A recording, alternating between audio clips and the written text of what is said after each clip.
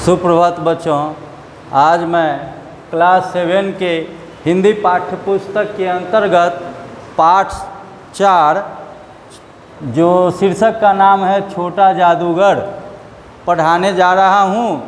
और इस पाठ के लेखक जयशंकर प्रसाद जी हैं। सबसे पहले तो छोटा जादूगर, जादूगर बड़ा हो या छोटा, जादूगर जादूगर होता है।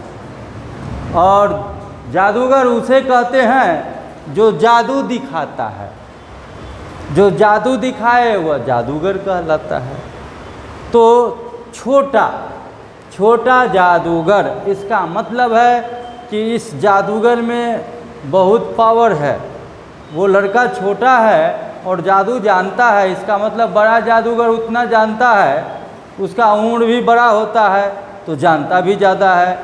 और छोटा अगर जादूगर है तो वो छोटा को छोटा नहीं आंकेंगे, वही छोटा कल बड़ा हो जाता है। तो लेखक इस छोटा जादूगर कहानी के माध्यम से गरीबी में दलदल में फंसे हुए एक परिवार का चर्चा किया है और बताया है कि मजबूरी इंसान से सब कुछ करवा लेती है और मनवा लेती है। वक्त और हालात इंसान से सब कुछ स्वीकृत करवा लेते हैं और इंसान स्वीकृत कर देता है। उसके लेखक इस कहानी के माध्यम से हमारे समाज में, हमारे देश में व्याप्त गरीबी, शोषण, भ्रष्टाचार पर उन्होंने पर्दाफाश किया है। यह विडंबना की बात है कि एक तरफ किसी के लिए रहने को घर नहीं है, वो सड़क पर फुटपाथ पर सोकर अपना रात गुजर करते हैं। एक ऐसे हैं जो ऊंची हवेली में रहते हैं, उनके पास साथ रहने वाला भी कोई नहीं ज़्यादा है, उनका मकान यूं ही खाली रहता है। ऐसे भी लोग इस धरती पे हैं। तो लेखक कलकत्ता के कार्निवल मैदान के बारे में बता रहे हैं कि एक बार जयशंकर प्रसाद वहाँ घूमने के लिए गए थे। वहाँ घूमने के लिए जब गए तो वहाँ उन्होंने देखा उस कार्निवल मैदान में एक छोटा सा बालक को ये शरबत पी रहे थे। लेखक वहाँ पर शरबत पीने के लिए गए थे, ये शरबत पी रहे थे तो वह बालक इनको बड़ी गौर से टकटकी निगाह से देख रहा था। इन्होंने उस बालक के को बुलाया और उसे शरबत पीने के लिए कहा, तो वह शरबत पिलाया तो उसने पी लिया। पीने के बाद उसे कहा तुम क्या करते हो? उसने कहा कि खेल दिखाता हूँ। वह खेल दिखाने का काम करता था। लेखक से बड़ा ही प्रभावित हुआ। लेखक से वार्तालाप से देखा कि यह बालक गरीबी की जर्जरता में घिसा हुआ है। यह एक होनहार बालक लगता है, परंतु इस दीनता की हालत ने इसे इस तरह जकड़ दिया है कि आगे नहीं बढ़ रहा है। कार्निवाल के मैदान में बिजली जगमगा रही थी, हंसी और विनोद का कलनाद गूंज रहा था। मैं खड़ा था उस छोटे फुहारे के पास जहां एक लड़का चुपचाप खड़ा हुआ शरबत पीने वालों को देख रहा था। उसके गले में फटे कुर्तों के ऊपर एक मोटी सी सूत की रस्सी बंध पड़ी थी और जेब में कुछ ताश के पल्ले थे। उसके मुख पर गंभीर विषाद के साथ धैर्य की रेखा थी। मैं उसकी ओर न जाने क्यों आकर्षित हुआ। उसके अभाव में भी संपूर्णता थी। मैंने पूछा, क्यों जी, तुमने इसमें क्या देखा? मैंने सब देखा है। यहाँ चूड़ी फेंकते हैं, खिलौने पर निशाना लगाते हैं और तीर के नंबर छेदते हैं। मुझे तो खिलौने पर निशाना लगाना अच्छा मालूम हुआ। जादूगर तो बिल्कुल निकम्मा है, उससे अच्छा तो मैं ताश का खेल ही दिखा सकता हूँ। उसने प्रसन्नता से कहा। उसकी वाणी में कहीं बनावट न थी। मैंने पूछा, और उस पर्दे में क्या है? जहाँ तुम गए थे? नहीं, वहाँ मैं नहीं जा सकता, टिकट लगता है। मैंने कहा तो चलो मैं वहाँ पर तुमको ले चलूँ। मैंने मन ही मन कहा, भाई आज के तुम ही मित्र रहे। उसने कहा, वहाँ जाकर क्या कीजिएगा, पर चलिए निशाना लगाया जाए। मैंने उससे सहमत होकर कहा, तो फिर चलो पहले शरबत पी लिया जाए। उसने स्वीकार सूचक सिर हिला दिया। मनुष्यों की भीड़ से जाड़े की संध्या भी वहाँ गर्म हो रही थी। हम दोनों शरबत पीकर निशाना लगाने वाले राह में ही जाकर उससे पूछा, तुम्हारे और कौन है? माँ और बाबूजी। उन्होंने मुझे यहाँ आने के लिए मना उन्होंने तुम्हें यहाँ आने के लिए मना नहीं किया?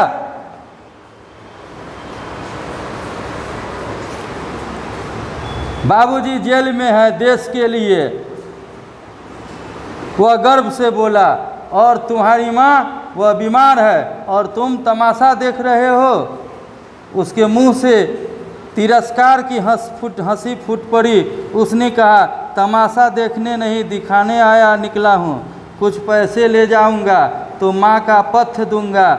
मुझे शरबत न पिलाकर आपने मेरा खेल देखकर मुझे कुछ पैसे दे दिए होते तो मुझे अधिक प्रसन्नता होती। देखिए बच्चों, इस बात, हाँ बच्चों, इंसान की सोच देखो, उस छोटे बालक की सोच। लेखक ने उस मैदान में देखा जहाँ फुहारा झील पड़ रहा था, लोग एकदम भरा हुआ था। लोगों की भरा इतनी भीड़ थी कि जाड़ा में बुझा रहा था कि गर्मी पड़ रहा है, हवा गर्म थी। इसका मतलब है लोग बहुत ज़्यादा थे। वहाँ पर उससे मुलाकात हुआ, पूछा तुम क्या करते हो? तो बताएं कि मैं खेल दिखाता हूँ। ठीक है, उन्हें शरबत पिलाया और कहा कि चलो अंदर तुम्हें ले चलता हूँ। कहा कि वहाँ टिकट लगेंगे। कहा कि चलो मैं ले चलता हूँ। वहाँ लेकर जा कर के उन्होंने निशाना लगाने वाले के इधर चल दिया।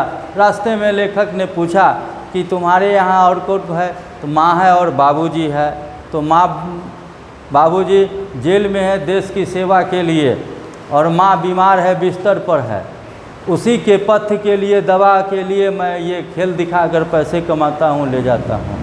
लेखक उसकी इस बात को सुन करके आश्चर्य से उसकी देखकर इन्हें ठिकाना नहीं हुआ कि यह कितना होनहार बालक है कि पढ़ने लिखने की उम्र में यह अपना जीवन को खराब करके माता की सेवा में है लगा हुआ। बहुत होनहार और आज्ञाकारी लड़का है यह। अगर ये पढ़ता लिखता तो बहुत आगे बढ़ता। उसकी यह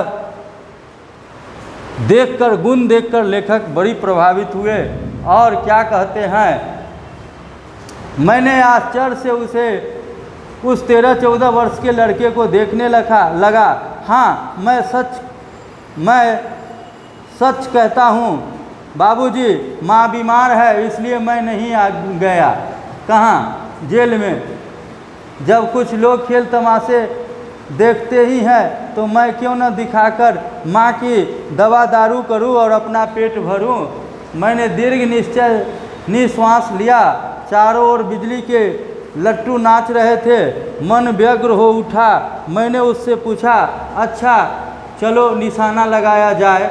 हम दोनों उस जगह पर पहुँचे जहाँ खिलौनों को गेंद से गिराया जाता था। मैंने 12 टिकट खरीदकर उस लड़के को दिया। वह निकला पक्का निशानेबाज। उसकी कोई भी गेंद खाली नहीं गई। उसने देखने वाले दंग रह गए। उसने 12 खिलौने को बटोर लिया, लेकिन उठाता उन्हें कैसे? कुछ मेरे रुमाल में बांधे, कुछ जेब में रख लिए। देखो, वहाँ लोग जितने तमाशे देखने वाले लोग थे, वह जब 12 गेंद खरीद करके दिया उस लड़का को निशाना लगाने के लिए लेखक ने, तो उसके इस सूद उसने 12 गेंद से 12 खिलौना प्राप्त कर लिया। एक भी गेंद नहीं चुका उसका। उसके इस निशानबाजी पर, उसके इस गुण को देखकर लेखक दंग रह गए। अगर काश ये लड़का पढ़ता लिखता तो कितना आगे बढ़ता। उसके इस दशा को देखकर लेखक को आश्चर्य का ठिकाना नहीं रहा। उन्होंने खिलौनों को समेटने के लिए लेखक ने अपना रुमाल भी दिया रुमाल में जो नहीं खिलौना हटा, वो लेखक ने देखा कि वह बालक अपना जेब में रख लिया और इस तरह से खिलौना समेट लिया। और आगे क्या कहता है, लड़के ने कहा बाबूजी आपको तमाशा दिखाऊंगा, बाहर आइए मैं चलता हूँ। वह 9-2-11 हो गया। मैंने मन ही मन कहा इतनी जल्दी आंखें बदल गई। लेखक ने देखा कि वह चतुर बालक है, इतना जल्दी 12 खिलौना समेटा और 9-2-11 हो गया, भाग गया, उनकी आंखों से ओझल हो गया। कितना जल्दी एहसान को भूल गया वह। मैं घूमकर पान की दुकान पर आ गया। पान खाकर बड़ी देर तक इधर उधर टहलता देखता रहा। झूले के पास लोगों का ऊपर आना जाना देखने लगा।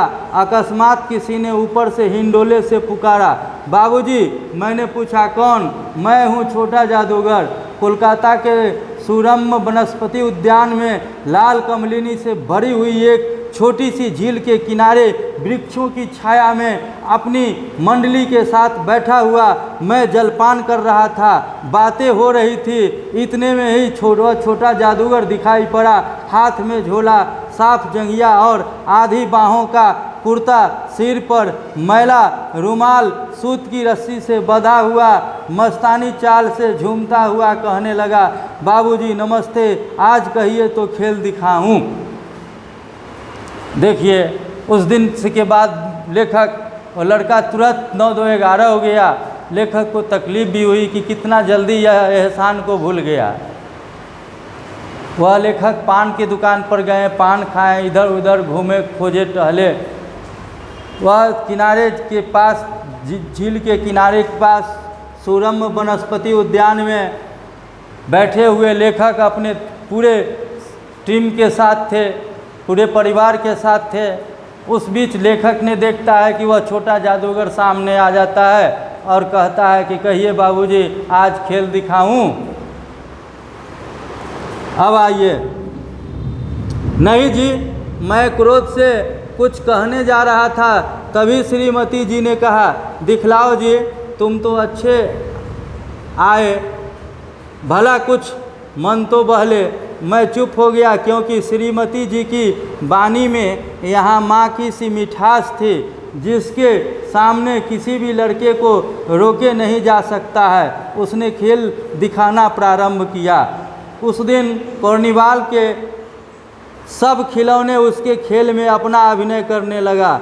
भालू नाचने लगा, बिल्ली रूठने लगी, बंदर घुरकने लगा, गुड़िया का ब्याह हुआ, गुड्डा बर बना। लड़के की वाचालता से ही अभिनय हो रहा था। सब हंसते हंसते लोटपोट हो गए। मैं सोच रहा था बालक को आवश्यकता ने कितना शीघ्र चतुर बना दिया है। यही तो संसार है। ताश के सब पत्ते लाल हो गए, फिर सब काले हो गए। गले की सूत की डोरी टुकड़े टुकड़े होकर जुड़ गई। लट्टू अपने आप नाच रहे थे। मैंने कहा अब हो चुका है, अपना खेल बटोर लो, हम लोग भी अब जाएंगे। लेखक ने तो उस बालक के इस व्यवहार से, भाग जाने के व्यवहार से दुखी थे। उसने कहा कि नहीं जी, नहीं खेल देखेंगे, जाओ। परंतु लेखक की पत्नी बोली कि अच्छा जी दिखाओ। लेखक चुप हो गए। वह बड़ा उत्साह से खेल दिखाया। खेल दिखाकर मन प्रसन्न कर दिया। उस कार्निवल मैदान में जो लेखक ने 12 गेंद खरीद करके दिया था, जितना खिलौना उसने जीता, वो सब खेल में अभिनय करके उसने दिखाया। बड़ी उत्साह से खेल दिखाया। लेखक अंत में कहा कि हो गया, हम लोग चलेंगे, अब बटोरो, खेल बंद करो। अब आगे क्या होता है उसको देखो बच्चों। श्रीमती जी ने धीरे से उसे 1 रुपया दे दिया। वह उछल पड़ा। मैंने कहा, लड़के, छोटा जादूगर, कहिए, यह मेरा नाम है, इसी से मेरी जीविका है। मैं कुछ बोलना चाहता था कि श्रीमती ने कहा, अच्छा, तुम इस रुपए से क्या करोगे? पहले पेट भर पकौड़ी खाऊंगा, फिर एक सूती कंबल लूँगा। अब मेरा क्रोध लौट आया। मैं अपने ऊपर बहुत क्रुद्ध होकर सोचने लगा, अरे कितना स्वार्थी है तू, उसके 1 रुपया पाने पर मैं ईर्ष्या करने लगा था ना। वह नमस्कार करके चला गया। हम लोग लता कुंज देखने के लिए चल दिए। इस छोटे से बनावटी जंगल में संध्या साय साय करने लगी। अस्ताचलगामी सूरज की अंतिम किरण वृक्षों की पत्तियों से विदाई ले रही थी। शांत वातावरण था। हम लोग धीरे धीरे मोटर से हावड़ा की ओर आ रहे थे। अब लेखक उस मैदान से घूमकर टहलकर मोटर से सवार होकर हावड़ा की ओर प्रस्थान कर रहे थे। उससे पहले लड़का भी उनसे विदा लेकर वापस चला गया था। अब आगे क्या होता है, वह रह रह कर छोटा जादूगर स्मरण हो जाता था। सचमुच वह एक झोपड़ी के पास कंबल कंधे पर डाले खड़ा था। मैंने मोटर रोककर उससे पूछा, तुम यहाँ कहाँ? मेरी माँ यहीं है ना।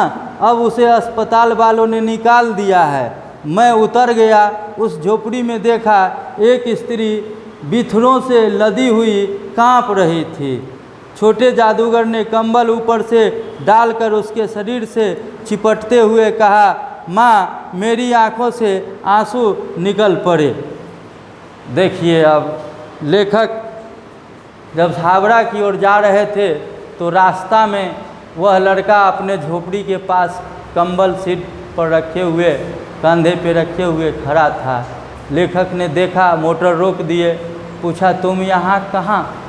कहा कि यही ना मेरा घर है हुजूर, आइए मेरी माँ को देखिए।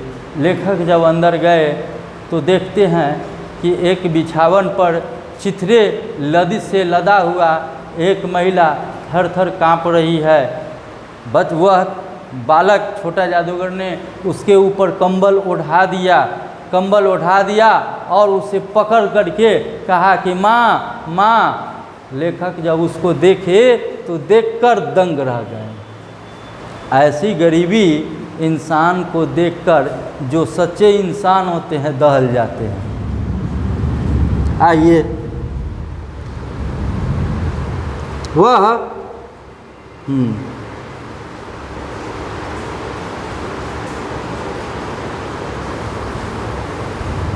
छोटा जादूगर ने कंबल ऊपर से डालकर उसके शरीर से लिपटते हुए कहा, माँ मेरी आंखों से आंसू निकल पड़े। बड़े दिन की छुट्टी बीत गई थी। मुझे अपने कार्यालय में समय से पहुंचना था। कोलकाता से मन उब गया था। फिर भी चलते चलते एक बार उस उद्यान को देखने की इच्छा हुई। साथ ही जादूगर भी दिखाई पड़ जाता तो और भी डैश डैश। मैं उस दिन अकेले ही चल पड़ा। जल्दी लौटना था, इसलिए 10 बज चुके थे। मैंने देखा कि निर्मल धूप में सड़क के किनारे एक कपड़े पर उस छोटे जादूगर का रंगमंच ताज़ा था, रंगमंच सजा हुआ था। मैं मोटर रोककर उतर गया। वहाँ बिल्ली रूठी थी। भालू मनाने लगा था। ब्याह की तैयारी हो रही थी। पर यह सब होते हुए भी छोटे जादूगर की वाणी में प्रसन्नता नहीं थी। वह औरों को हंसाने की चेष्टा कर रहा था, परंतु मानो ही उसके रोंहे कांप रहे थे। मैंने आश्चर्य से उसे देख रहा था। खेल हो जाने पर मैंने पैसे उसे बटोरते हुए उसने भीड़ में मुझे देख लिया। यह देखकर क्षण भर के लिए कि वह स्फूर्तिमान हो गया। मैंने उसकी पीठ थपथपाते हुए पूछा, आज तुम्हारा खेल जमा क्यों नहीं? माँ ने कहा है कि आज तुरंत चले आना, मेरी घड़ी समीप है। उसने अविचल भाव से कहा, तब भी तुम खेल दिखाने चले आए हो? मैंने क्रोध से कहा, मनुष्य के सुख का माप अपना ही साधन होता है, उसी से अनुपात से वह तुलना करता है। उसके मुंह पर वही परिचित तिरस्कार की रूपरेखा फूट पड़ी। उसने कहा, क्यों न आता? और कुछ अधिक कहने में जैसे वह अपमान का अनुभव कर रहा था। क्षण भर के लिए मुझे अपनी भूल मालूम हो गई। उसके झोले को गाड़ी में फेंककर उसे बिठाते हुए मैंने कहा, जल्दी चलो। मोटर वाला मेरे बताए गए राह पर चल रहा था। कुछ ही मिनटों में मैं उस झोपड़ी के पास पहुंचा। छोटा जादूगर झोपड़ी में माँ माँ पुकारता हुआ प्रवेश किया। मैं पीछे था, किंतु स्त्री के मुंह से बेशब्द निकल कर रह गया। उसके दुर्बल हाथ उठकर नीचे गिर गए। जादूगर उससे लिपटकर रो रहा था। मैं स्तब्ध था। उस उज्जवल धूप में सब कुछ जैसे जादू सा मेरे चारों ओर नृत्य करने लगा था। जय शंकर प्रसाद। बच्चों, अंत में लेखक उस छोटा जादूगर को कल होकर के फिर जब चलते हैं ऑफिस आने के लिए तो रास्ता में खेल दिखाते मिल गया, जबकि उसकी माँ की मरणासन्न घड़ी थी। माँ ने कह भी दिया था कि बेटा आज जल्दी चला आना, आज मेरा अंतिम घड़ी है। वह खेल में उतना उत्साह से खेल नहीं दिखा रहा था। उसकी मन मस्तिष्क पर उसकी माँ की रूपरेखा छाया हुआ था। उसके खेल में जरा भी उत्साह नहीं था। वह जबरदस्ती हंसता था। उसका मन हंस नहीं रहा था, परंतु लोगों को दिखाने के लिए वह जबरदस्ती हंसता था। लेखक देखकर समझ गए। उसे जल्दी से उठाकर अपने मोटर में बैठाया और घर पर उसे पहुंचाया। उस झोपड़ी के पास जब पहुंचाया तो अंदर जब बालक माँ माँ करते हुए पुकारता हुआ प्रवेश किया तो माँ ने हाथ उठाई और बेशब्द कहकर एक बार हाथ गिर गया हमेशा के लिए। वह लिपट कर रोने लगा। उसके इस करुण दशा को देखकर लेखक स्तब्ध हो गए। क्या करे न करे, उनका कदम आगे नहीं बढ़ रहा था। इस तरह से एक गरीबी और दलदल की दुनिया में फंसे हुए परिवार की स्थिति को दर्शन इन्होंने बताया है, जिसको पढ़ने के बाद रूह कांप उठता है। वाकई वास्तव में लेखक ने जो कहानी बताया है, इससे स्पष्ट होता है कि गरीबी तोड़ देती है वो रिश्ते जो अपने खास होते हैं। पराये भी अपने होते हैं जब पैसे पास होते हैं। धन्यवाद बच्चों।